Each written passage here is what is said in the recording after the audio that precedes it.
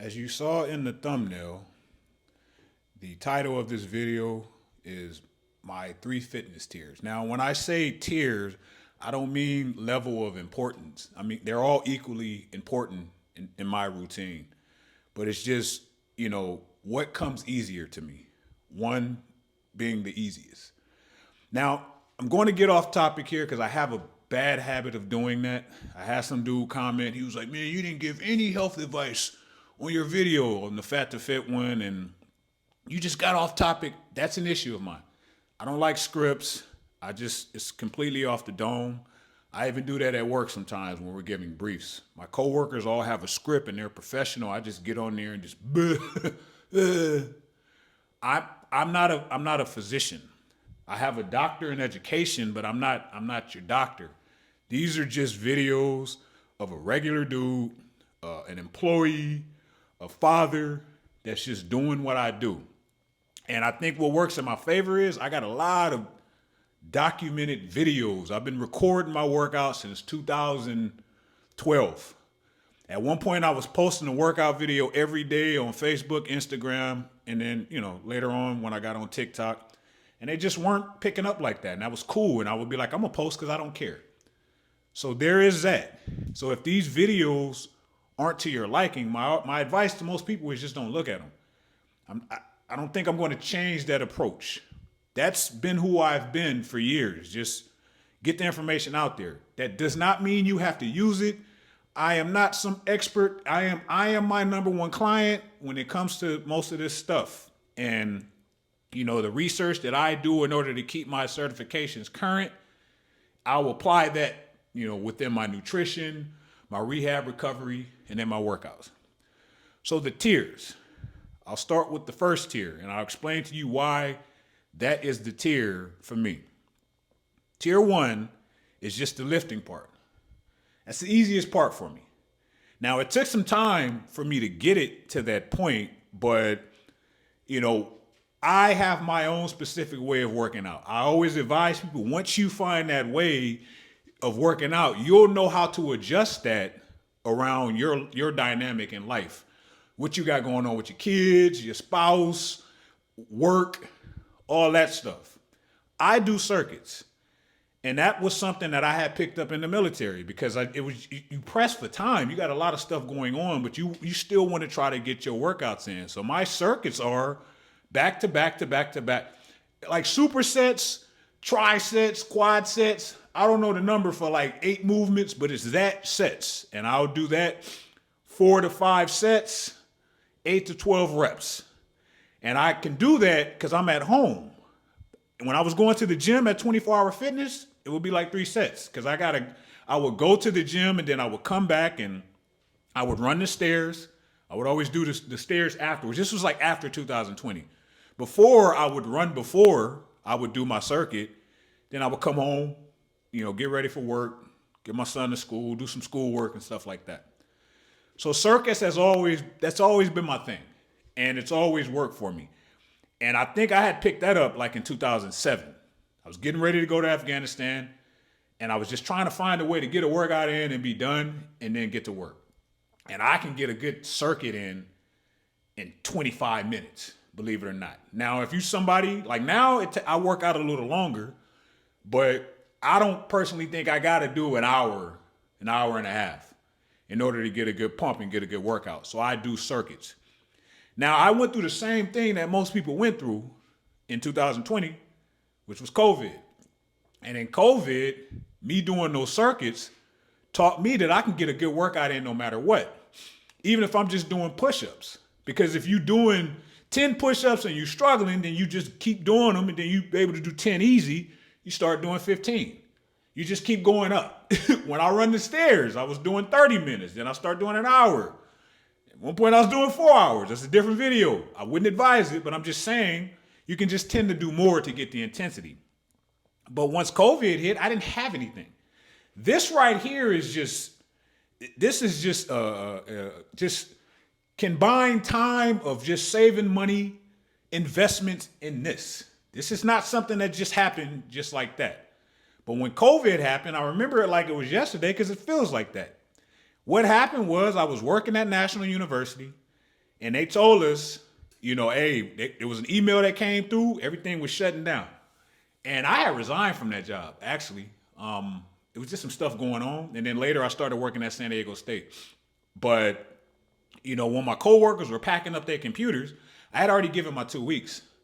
So when we all walked out of that campus building, they went home, set up their computers. I went to Dick's Sporting Goods. And it was a madhouse in there. But I bought what I thought that I needed, some bands, a couple of dumbbells, some 55s, and this was my setup. This is all I had. Over time, I started getting more stuff, but most of my workouts were like band workouts, and then I got a power tower. So I found a way to do band workouts for each body part. And I'm only showing like shoulders and stuff right now, but even legs. And with the bands, it was kind of hard to get the intensity, so I was just upping the reps. And with a power tower that I had got off of Amazon, it was $150, pull-ups, dips, core, air squats, band. So the lifting part for me is just relatively easy. Now that I got my whole setup here, even here, I have it so I can do option A workouts, option B, option C. I can come down here and get a whole good circuit in. And I made it to where I like machines and stuff like that. So I can just move from one machine to the other real quick. Even when my son be down here, I just run him do like a full body type joint. The lifting part is relatively easy, and I can adjust that to what I have going on in my life. But you have to figure out your own lifting part. What might work for you? And when you do that, that part will be easy. Time, that's up to you. I get up early in the morning, I get it done, I get it over with. But if you go in the evenings, cool. Just keep in mind that when you go to the gyms in the evenings, it's like a club. So you got to adjust to that. But the lifting part is always going to be tier one, the easiest, because I can adjust a lot of the stuff to that because I kind of do the same stuff. If you've seen any of my workout videos over the years, they kind of the same, man, because I know what works for me. This does not mean that, you get a lot of people that like to come at you about that stuff. I just do what works for me, and I share that. Tier two is rehab and recovery. Now, if, normally tier one would be lifting. Tier two would be rehab and recovery and nutrition because, but nutrition is something which is tier three, a lot of us struggle with. But rehab and recovery. Now, I am not somebody that's going to tell you, you need to do this right now or you're going to feel these effects later. I was just like most other people, man. I was out here curling 80s and 90s and 120-pound dumbbells, which I can still do. And then I just mess myself up certain times, just ego lifting or whatever. But because I learned how to put a circuit together, a lot of my stuff I was like a ghetto ninja warrior, especially in my 30s. So when I see people say, man, hey, in my 30s, I'm getting old. Nah, I was a beast. Now I still do a lot of calisthenics type movements, the ab roller. I was doing pull-up, leg raises and stuff like that because I was able to see my results doing that.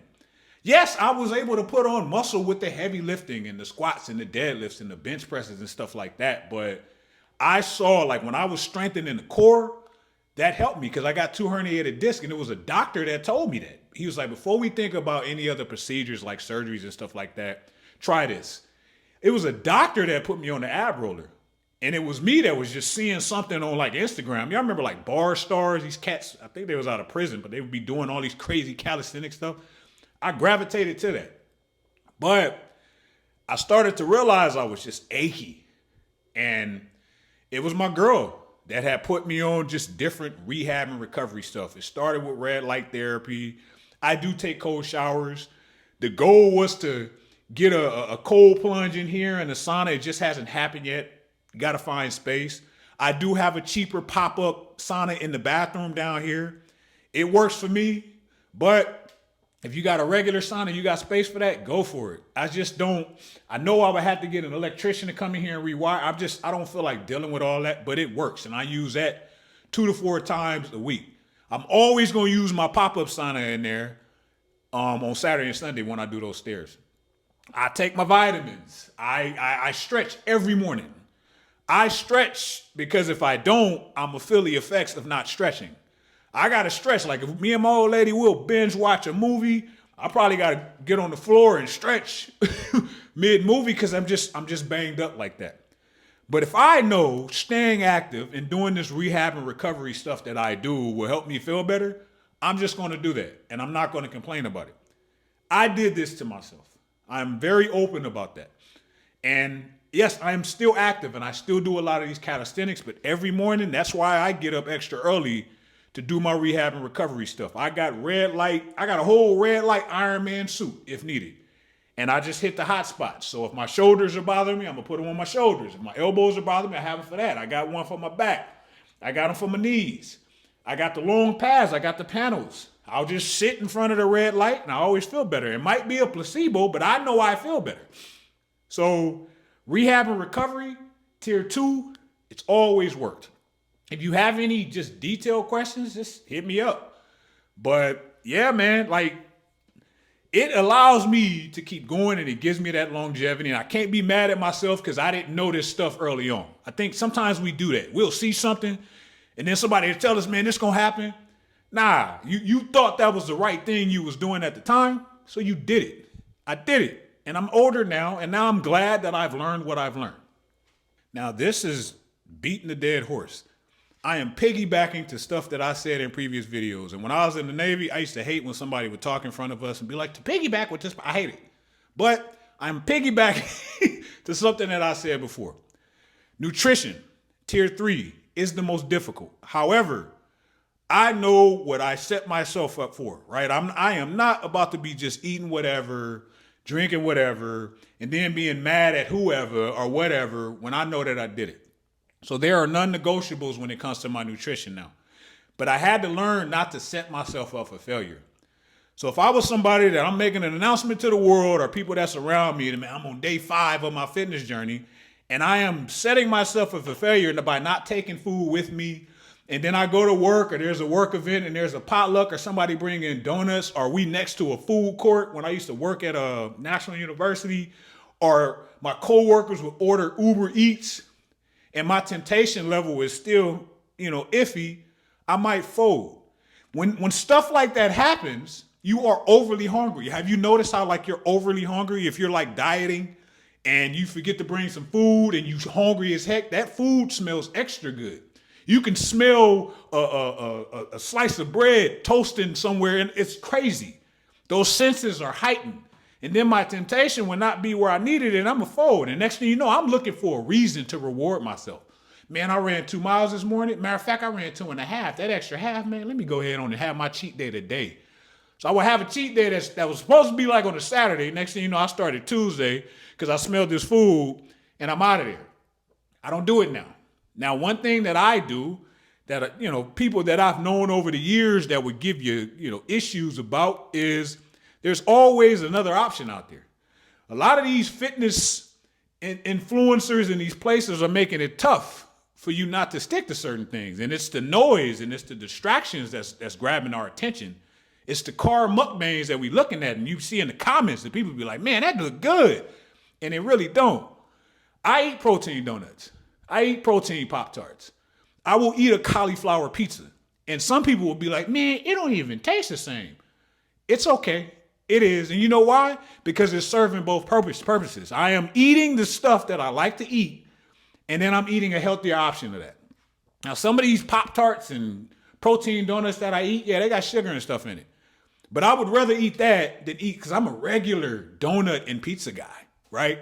Those delectable treats. They used to have a donut bar out here where they would make designer donuts and bake a Pop-Tart in a donut. And me and my girl had went and ate that one Valentine's Day, and we both was like we was drunk.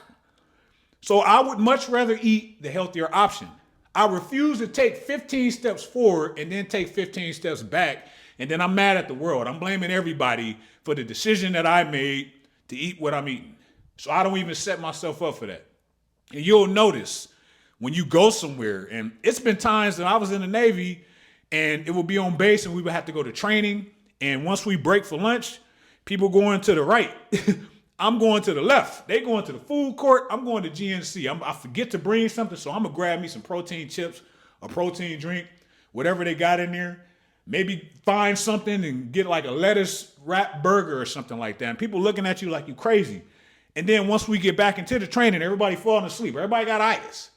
I'm up. I'm wide awake. I'm not going to do that to myself. So that's why my nutrition is the top tier, because that's the one that's getting people up out of here. It's that type of consumption. It's a lot of people, when I used to go to 24-hour fitness, that used to be in there at the same times. I'm talking 3 o'clock in the morning.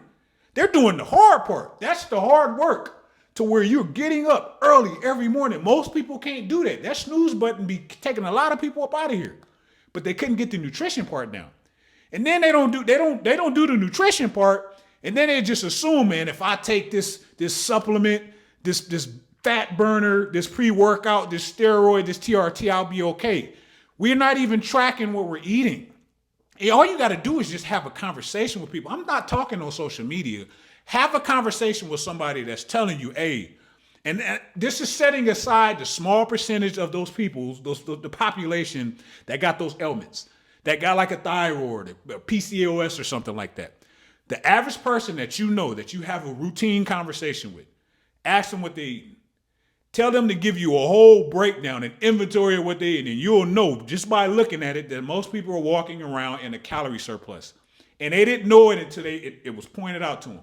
And then some people, because they don't want to take any accountability or responsibility, will be like, well, I didn't know, man. Well, you kind of do, man, because when it comes to things that are going on in the world that have to do with like religion and politics, what do people say?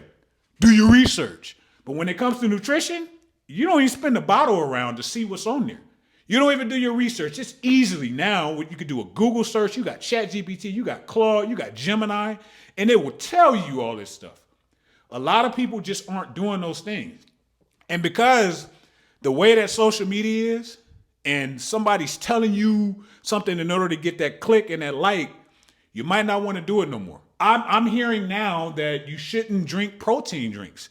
Man, I get half my protein from protein drinks. But you know what I figured out? When I go in here to get my blood work done and I get my blood pulled, I go to an annual twice a year. I go face to face and then I do a virtual one. Because back when I was fat, I don't want to be like that no more.